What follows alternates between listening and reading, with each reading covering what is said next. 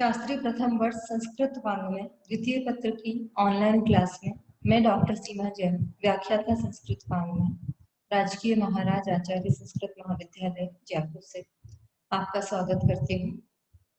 आज हम भारतीय संस्कृति के अंतर्गत पंच महायज्ञ इस विषय पे चर्चा करेंगे। पंच महायज्ञ अर्थात 5 महायज्ञ, और इसकी व्युत्पत्ति पे चर्चा करने से पहले हम यज्ञ शब्द के विषय में चर्चा करते हैं। यज्ञ शब्द यज स्तुतो धातु से यज याच यत् विच प्रच्छ रक्षो नंग सूत्र से नंग प्रत्यय करके निष्पन्न होता है, जिसका अर्थ है स्तुति अर्थात पूजा। और अगर हम पंच महायज्ञों पर विचार करते हैं तो यहाँ भी देखते हैं कि पूजा की ही प्रधानता है। इसी क्रम में पंच महायज्ञ कौन से हैं? अध्यापनम ब्रह्मयज्ञ पितृयज्ञस्तु तर्पणम होमो देवो बलिर्भूतो नृयज्ञो अतिथि पूजनम, अर्थात ब्रह्मयज्ञ, पितृयज्ञ, देवयज्ञ, भूत यज्ञ और अतिथि यज्ञ, ये पंच महायज्ञ हैं। और इनमें क्रमशः अध्यापन, अध्ययन, अध्यापन इत्यादि को ब्रह्म यज्ञ कहते हैं। पितरों के निमित्त तर्पण पितृयज्ञ कहलाता है। देवताओं के निमित्त होम इत्यादि को देव यज्ञ कहते हैं। और समस्त प्राणियों के लिए बलि अर्पण करना भूत यज्ञ कहलाता है। और समागत अतिथि का सत्कार नृयज्ञ अर्थात अतिथि यज्ञ कहलाता है। इन पंच महायज्ञों का विधान सभी गृहस्थों के लिए आवश्यक रूप से किया गया है। सर्वे गृहस्थे पंच महायज्ञा अहरह कर्तव्य, इस वचन के अनुसार प्रत्येक गृहस्थ के लिए पंच महायज्ञों का दैनिक अनुष्ठान आवश्यक है। अब ये पंच यज्ञ क्यों किए जाते हैं, इनका कारण है। पहला कारण है कि नित्य प्रति के जीवन में मनुष्य से जो हिंसा हो जाती है उससे मुक्ति के लिए, सभी पापों से मुक्ति के लिए इनका विधान है। गृहस्थ के द्वारा दैनिक जीवनचर्या में जाने अनजाने में जो हिंसा हो जाती है, उन पापों से मुक्ति के लिए पंच महायज्ञों का अनुष्ठान है, और उनसे मुक्ति पंच महायज्ञों से ही संभव है। जैसा कि मनुस्मृति में कहा गया है, पंच सूना गृहस्थस्य चुल्ली पेषणी उपस्करः कंडनी चौद कुंभश्च बध्यते यास्तु वाहयन्, अर्थात गृहस्थ के 5 पाप के कारण बन जाते हैं। चुल्ली चूल्हा, पेषणी चक्की, उपस्कर झाड़ू, कंडनी जिससे हम कूटने पीसने का कार्य करते हैं, उदकुंभ जल का भरा हुआ घड़ा, ये 5 ऐसे कारण हैं जिनके द्वारा मनुष्य से हिंसा हो जाती है। यद्यपि इनमें से बहुत सारी चीजों का प्रयोग नहीं होता, लेकिन प्रतीकात्मक रूप में हम ये मान सकते हैं कि नित्य प्रति के कार्यों में मनुष्य से जाने अनजाने में हिंसा होती ही है, और उस हिंसा के कारण पाप का बंधन होता है। इस पाप के क्षय हेतु ही पंच महायज्ञों का विधान है। इनके अनुष्ठान से ही पुरुषार्थ चतुष्टय की सिद्धि होती है। दूसरा कारण ये है कि जिन पर हम निर्भर हैं उन सबके प्रति हम कृतज्ञता का ज्ञापन करें, क्योंकि किसी न किसी रूप में देवताओं पे, मनुष्यों पे, पितरों पे हम निर्भर हैं। जैसे अध्ययन और अध्यापन की हम बात करें, ब्रह्म यज्ञ की बात करें, तो ज्ञान पर हम निर्भर हैं, क्योंकि ज्ञान के द्वारा ही व्यक्ति के भौतिक और आध्यात्मिक लक्ष्यों की प्राप्ति होती है, और उस ज्ञान की पूजा के रूप में ब्रह्म यज्ञ का विधान किया गया है। पितृयज्ञ की बात करें तो हमारे पूर्वज और हमारे माता पिता ही हमें जीवन देते हैं, और उस जीवन में हमें मार्गदर्शन देते हैं, हमारा पालन पोषण करते हैं, और उनके प्रति कृतज्ञता ज्ञापित करने के लिए पितृयज्ञ का विधान है। देवताओं के कारण ही हम इस पृथ्वी पे रह रहे हैं, जहाँ पर हमको समय पर धूप वर्षा इत्यादि मिलती है, जिससे अन्न उत्पन्न हो सकता है, जिससे हम जीवन धारण करते हैं। तो उनके प्रति कृतज्ञता ज्ञापन करने के लिए देव यज्ञ का विधान है। समस्त प्राणियों पे भी हम किसी न किसी रूप में निर्भर हैं। जैसे गाय के लिए, गाय पर हम दूध के लिए निर्भर है। कीट पशु पक्षी इत्यादि से पर्यावरण की शुद्धि होती है। इस प्रकार इनके प्रति कृतज्ञता ज्ञापन करने के लिए भूत यज्ञ का विधान है। और नृयज्ञ के अंतर्गत सभी मनुष्यों पे हम किसी न किसी रूप में निर्भर है। कृषक खेती करता है, उससे हमें अन्न प्राप्त होता है। तो इसी प्रकार कुछ भी प्राप्त करने के लिए हम आपस में एक दूसरे पे निर्भर हैं और उनके प्रति कृतज्ञता ज्ञापन करने के लिए नृ यज्ञ का विधान, मनुष्य यज्ञ का विधान किया गया है। और मनुस्मृति में मनु ने कहा भी है गृहस्थ के लिए कि देवता अतिथि भृत्यानाम पितृणाम आत्मनश्चेय न निर्वति पंचानाम उच्च वसन स जीवति।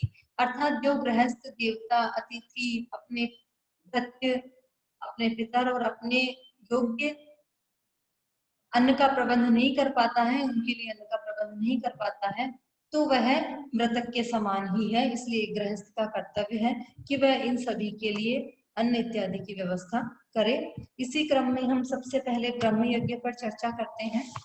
और ब्रह्म यज्ञ, जैसा कि ब्रह्म यज्ञ का अर्थ है ब्रह्म अर्थात ज्ञान, तो ब्रह्म यज्ञ का अर्थ है वेदों का अध्ययन अध्यापन करना, ज्ञान प्राप्त करना, खुद ज्ञान प्राप्त करना और दूसरों को भी ज्ञान देना। वेद के कर्म कांड, उपासना कांड और ज्ञान कांड, इन तीनों कांडों में ज्ञान कांड का ही प्राधान्य है। ज्ञान के कारण ही मनुष्य को अन्य प्राणियों से श्रेष्ठ माना गया है। इस ज्ञान की महत्ता को देखते हुए सभी प्राणियों हेतु ब्रह्म यज्ञ, जिसे ज्ञान यज्ञ भी कहते हैं, उसका अनुष्ठान आवश्यक रूप से किया जाना वर्णित है। जैसे कि मनु ने मनुस्मृति में कहा है श्रावण्याम प्रोष्ठपद्याम वाप्य उपाकृत्य यथा विधि युक्तश्छन्दांश्च अधीयत मासान विप्रोर्ध पंचमान। इसके पश्चात पितृयज्ञ,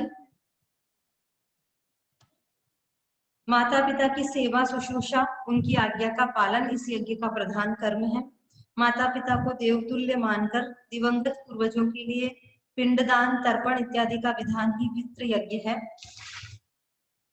जीवन देने वाले माता पिता ही हमारा पालन पोषण करने के साथ ही हमें सही मार्ग दिखाते हैं। उनके मार्गदर्शन से ही मनुष्य उचित अनुचित का ज्ञान प्राप्त कर पाता है और अपने जीवन में सभी लक्ष्यों को प्राप्त करता है। ऐसे माता पिता के प्रति कृतज्ञता ज्ञापित करने के लिए पितृयज्ञ का अनुष्ठान अनिवार्य है।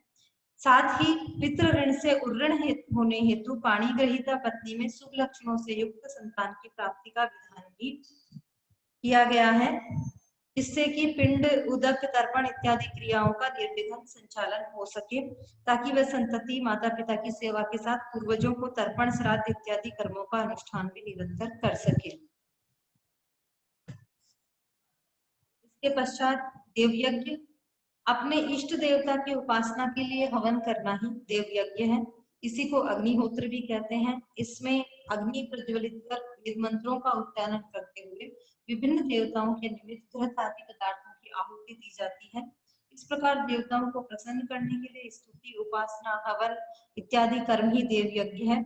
इस यज्ञ से प्रसन्न होकर देवता यजमान को अभीष्ट फल प्रदान करते हैं।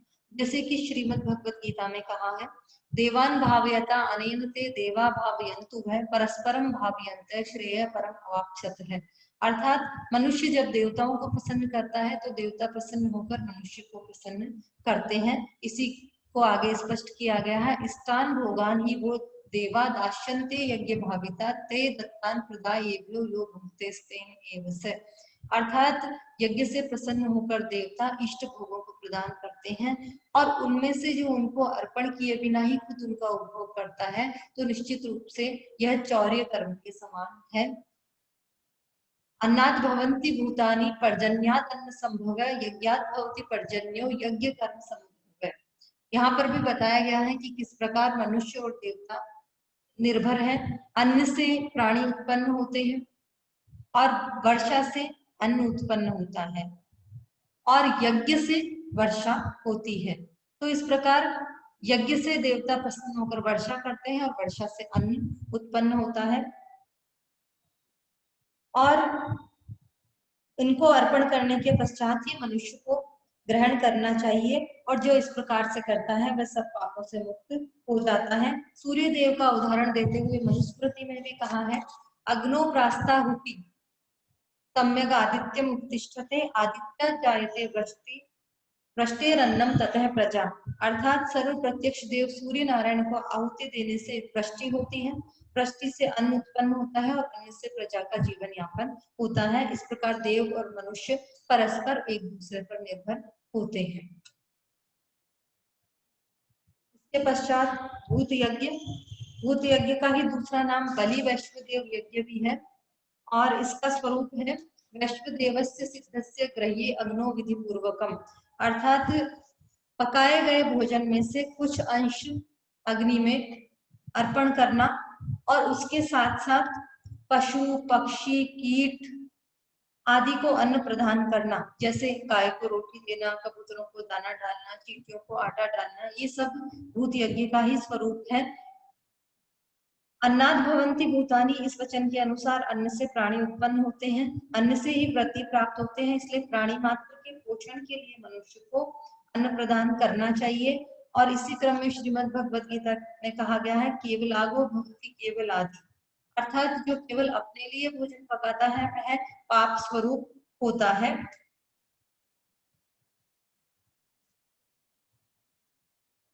भुंजते ते तु अध्यम पापा ये पचंती आत्म कारणात्, अर्थात जो केवल अपने लिए भोजन पकाते हैं, जो केवल अपने लिए भोजन करते हैं, वे निश्चित रूप से पाप को ही ग्रहण करते हैं। एवं यह सर्वभूतानि ब्राह्मणो नित्यम अर्चति स गच्छति परम स्थानम तेजो मूर्ति पथर्जुनः। यहाँ पर श्री मनुस्मृति में मनु ने कहा है कि इस प्रकार जो सभी प्राणियों के लिए नित्य भोजन की व्यवस्था करता है वह व्यक्ति परम पद को प्राप्त होता है। इसके पश्चात अतिथि यज्ञ, अतिथि यज्ञ का स्वरूप इस प्रकार से है, अतिथि सत्कार को ही अतिथि यज्ञ या मनुष्य यज्ञ कहा जाता है, इसे नृ यज्ञ भी कहते हैं। और ये एक मनुष्य का दूसरे मनुष्य के प्रति कृतज्ञता ज्ञापन करने का विधान तरीका है कि जैसे किसान हमारे लिए अन्न उत्पन्न करता है और इसके अलावा भी हम हमारे जीवन में, हमारे दैनिक जीवन में एक दूसरे पर निर्भर रहते हैं। तकनीक के लिए हम दूसरे पर निर्भर हैं, सेवा के लिए, अन्न इत्यादि की प्राप्ति के लिए हम एक दूसरे पर निर्भर हैं। इसलिए सभी मनुष्यों को स्वागत करना, सभी मनुष्यों को यथासंभव उनकी मदद करना, ये अतिथि यज्ञ का स्वरूप है। वैदिक ग्रंथों में अतिथि को साक्षात अग्नि के रूप में माना गया है, अतिथि साक्षात अग्निदेव है। और अतिथि के लिए कहा गया है कि यत् पुण्य फलम आपनोति गाम दत्वा विधिवत गुरु तत् पुण्य फलम आपनोति भिक्षाम दत्वा द्विजोग्रही, अर्थात विधिवत गुरु को दान, गोदान करने से जो फल प्राप्त होता है, गृहस्थ द्विज को, ब्राह्मण को भिक्षा देके उसी फल को प्राप्त कर लेता है। प्राचीन समय में ब्रह्मचर्य आश्रम की समाप्ति पर समावर्तन संस्कार के समय गुरु शिष्य को उपदेश देता है अतिथि देवो भव, और इस उपदेश को आत्मसात कर ब्रह्मचारी गृहस्थ आश्रम में अतिथि सत्कार रूप मनुष्य योग्य का आचरण करता है। और इसी क्रम में कहा गया है अतिथि पूजितो यस्य गृहस्थस्य तु गच्छति नान्यस्मात् परो धर्म इति प्राहु मनीषिणः, अर्थात जिस घर में अतिथि की पूजा होती है उसके लिए, उस गृहस्थ के लिए उससे बड़ा कोई धर्म नहीं है।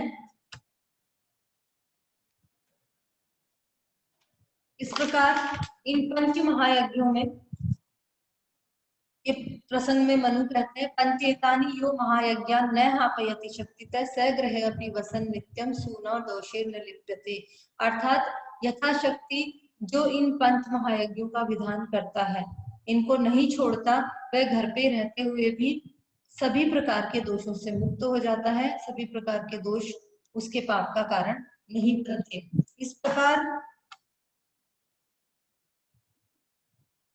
समस्त प्राणी मात्र के प्रति, समस्त जगत के प्रति कृतज्ञता ज्ञापन करना ही और अपने पापों से मुक्त होना इन पंच महायज्ञों का फल है। धन्यवाद।